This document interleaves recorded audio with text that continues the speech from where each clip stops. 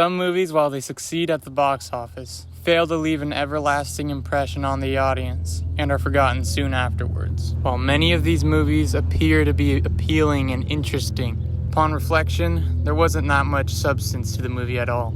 Transformers, Avatar, Need for Speed.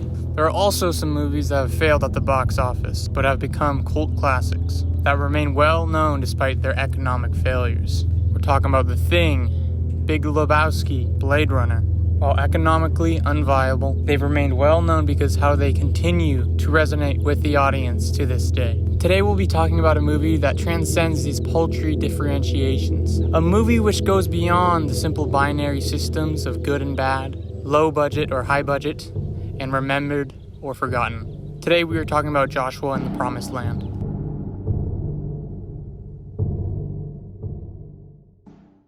Directed, animated, and written by Jim Lyon, Joshua and the Promised Land is a work of art which helped revolutionize Christian animation by using new 3D animation technology to the fullest. While the majority of Joshua and the Promised Land is a reenactment of the Bible, with some interesting personal interpretations from the director, it's precisely because of these interpretations that make it so interesting. While some of the character models might be viscerally disgusting to look at and their bodies look like poorly formed lumps of clay, this is an intentional reinterpretation of a quote from the Bible, as stated in Isaiah 64:8.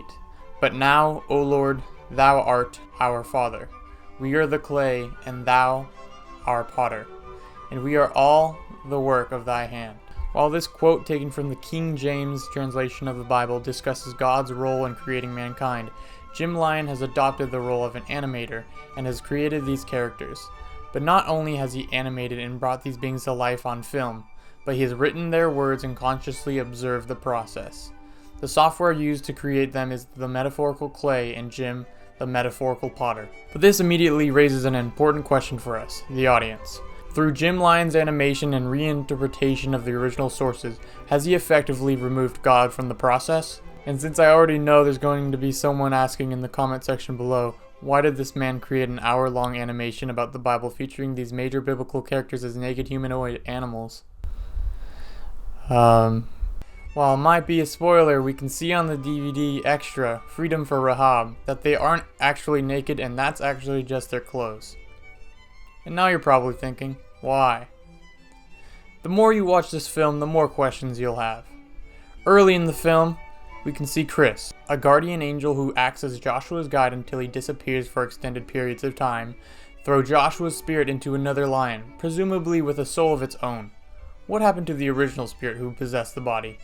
What does this interpretation mean about souls as recognized through Jim Lyon's modern Protestant reinterpretation of the Bible?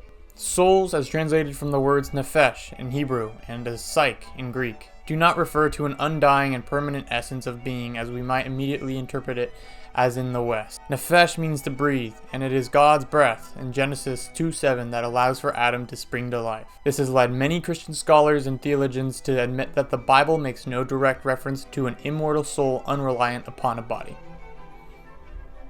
So then what just happens to the lion's original being? All we are left with is the knowledge that that body is now Joshua's. We don't know if that lion had a family, or even people who cared about him, but presumably not, considering how nobody was curious about what changed about him.